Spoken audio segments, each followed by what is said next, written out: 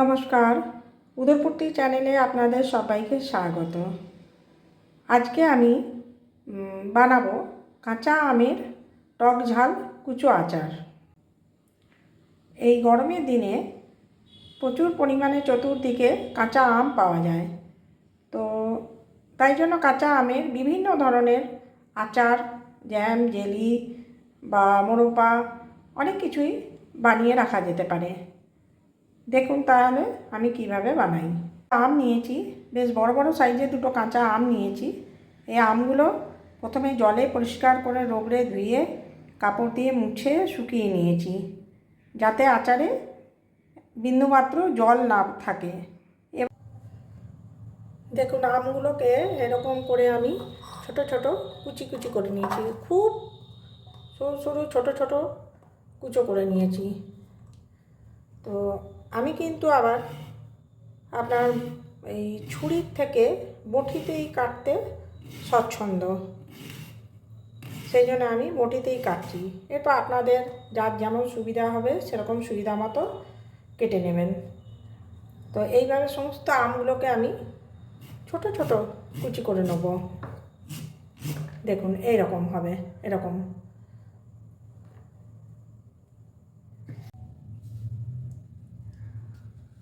এই আচার বানানোর জন্যে দেখুন এখানে আমগুলো এরকম করে কুচো করে রেখেছি। দুটো বড় বড় আম নিয়েছিলাম, সেই আমগুলোকে এরকম খুব কুচি কুচি করে নিয়েছি। আর এই আচারটির জন্য উপকরণ লাগছে এখানে এই চামচের 2 চামচ মৌরি, আচ্ছা 1 চামচ 5 ফোড়ন, 1 চামচ গোটা ধনে, 1 চামচ নিয়েছি সাদা সর্ষে, আর সাদা না হলুদ সর্ষে যেটা, আর এই চামচেরই 2 চামচ নিয়েছি কালো সর্ষে। এখানে এরকম কাপের 1 কাপ সর্ষের তেল নিয়েছি, এই সাইজের কাপের 1 কাপ সর্ষের তেল। এছাড়া লাগছে আচারে নুন সবসময় একটু বেশি দেওয়া হয়, এখানে আছে 2 চামচ ভর্তি নুন দিয়েছি, কিন্তু এখানে নুনের পরিমাণটা যেরকম লাগবে সেরকম দেব। এর থেকে বেশিও লাগতে পারে, আপনারাও পরিমাণ অনুযায়ী দেবেন, তবে আচারে সবসময় নুনটা একটু বেশি দেওয়া হয়। এখানে আছে হলুদ, আর এখানে একটু হিং নিয়েছি, হিং দিলে গন্ধটা ভালো হয়।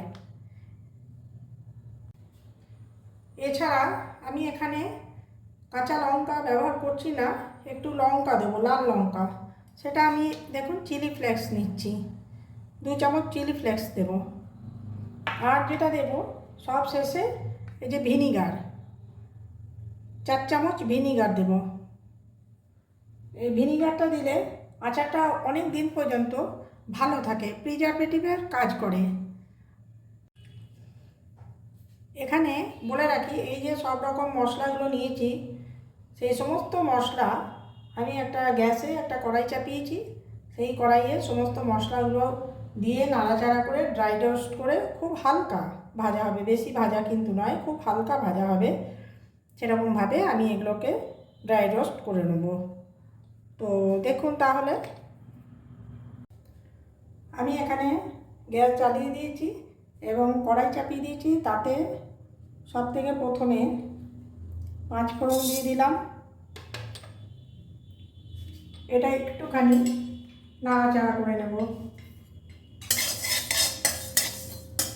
তারপরে একে একে গোটা ধনে দিলাম। আচ্ছা, মৌরিটা দিয়ে দিচ্ছি, মৌরির একটা সুন্দর গন্ধ থাকে, আচারে খুব ভালো লাগে সেই গন্ধটা। আর এগুলো একটু নাড়াচাড়া করার পর সর্ষেটা দেবো। সর্ষেটা তো বেশি ভাজবো না, জাস্ট দেবো 2-4 বার নেড়েই নামিয়ে দেবো।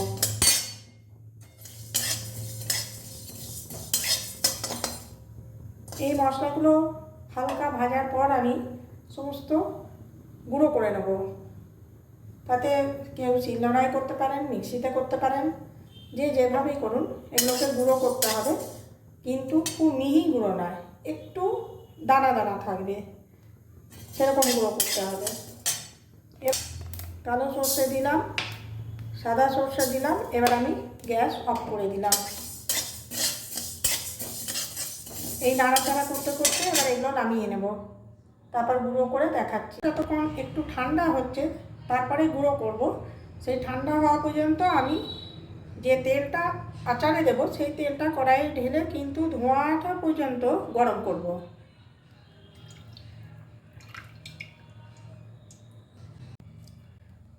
এখানে যতক্ষণ তেলটা গরম হচ্ছে ততক্ষণ আমি এই মিক্সারে দেখুন আমি ওই মশলা যেটা হালকা ভেজে রেখেছিলাম সেটা গুঁড়ো করে নেব। আর এই আমটার মধ্যে আমি ততক্ষণ নুনটা মিশিয়ে দেব। আমি এখানে যা নুন নিয়েছিলাম সবটাই দিয়ে দিয়েছি, আর হলুদও দিয়ে দিচ্ছি। পরিমাণ মতো হলুদ দেবেন, হলুদ আর নুন এটা দেখে পরিমাণ মতো দেবেন, মাখিয়ে দেখবেন যদি লাগে তখন আবার দেবেন।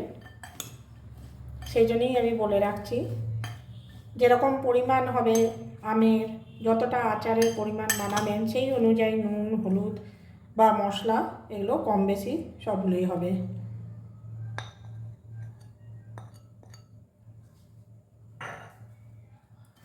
এখানে নুন আর একটু লাগবে, আমি সেই জন্য আর 1 চামচ নুন দিচ্ছি।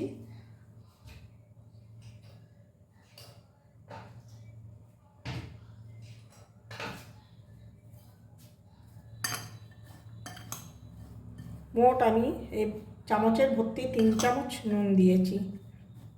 যদি মনে হয় লাগে তাহলে পরে আবার দেব। এবারে আমি এই মশলাটা গুঁড়ো করে নিচ্ছি। এখানে তেল আমার ধোঁয়াটা গরম হয়ে গেছে, আমি তেলটা অফ করে দিচ্ছি এবং তেলটাকে ঠান্ডা করতে দেব। ঠান্ডা হলে তবে আচারে দেব। দেখুন তাহলে তেলটা ঠান্ডা যতক্ষণ হচ্ছে ততক্ষণ আমি এই আচারের মধ্যে, এই আমটার মধ্যে, আচার বলছি না আমের মধ্যে নুন হলুদ দিয়ে দিয়েছি। এবারে এই যে হিংটা রেখেছিলাম সেই হিংটা দিয়ে দেব। হিংটা কিন্তু আমি ডিরেক্ট এখানে দিচ্ছি না, হিংটা আমি তেলের মধ্যে দিয়ে তারপরে দেব। কড়াইয়ে তেলটা অফ করে দিয়েছি, তাতেই হিংটা দিয়ে দিয়েছি। আচ্ছা, এই যে গুঁড়ো করে রাখা ভাজা সেই মশলাগুলো, আচারের যে মশলা, এই মশলাগুলো সমস্ত কিছু আমি দিয়ে দিচ্ছি। দেখুন, আর এর মধ্যে দেব চিলি ফ্লেক্স। কেউ কাঁচা লঙ্কা কুচি করেও দিতে পারেন, কিংবা আপনার ইয়েও দিতে পারেন, লঙ্কা গুঁড়োও দিতে পারেন। যে যেরকমভাবে আর কি খেতে চান লঙ্কাটা সেইভাবে দেবেন। এটা আমি দিচ্ছি ঝালের জন্যে। বাস, এবারে তেল যখন দেখব ঠান্ডা হয়ে গেছে, তেলটা এতে এই আমের সমস্ত কিছু এই যে মিশিয়ে দিয়েছি, এই মেশানো আমের মধ্যে তেলটা খালি দিয়ে দিলেই হয়ে যাবে। ভিনিগার দিচ্ছি আমি, দেখুন 1 চামচ 2 চামচ 3 চামচ 4 চামচ ভিনিগার দিলাম। ভিনিগারের স্বাদটাও ভালো হয় আর অনেক দিন পর্যন্ত ভালো থাকে। আচার সবসময় কাঁচের জায়গাতেই তৈরি করবেন এবং পরিষ্কার করে শিশি ধুয়ে পুছে শুকিয়ে তারপরে আচার ভরবেন, তাহলে আচার ভালো থাকে। আর কখনোই জল ভিজে চামচ বা জল যেন আচারে না পড়ে। দেখুন, এর মধ্যে এবারে আমি তেলটা ঠান্ডা হয়ে গেলে ঢেলে দেব, তাহলেই আমার আচার রেডি হয়ে যাবে।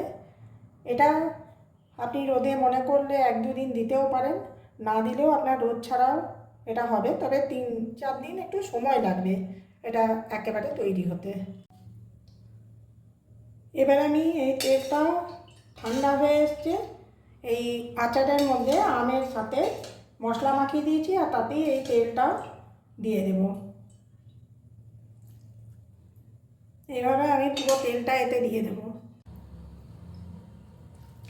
দেখুন, সমস্ত তেলটা 1 কাপ তেল গোটাটাই আমি কিন্তু এই আমের মধ্যে ঢেলে দিয়েছি।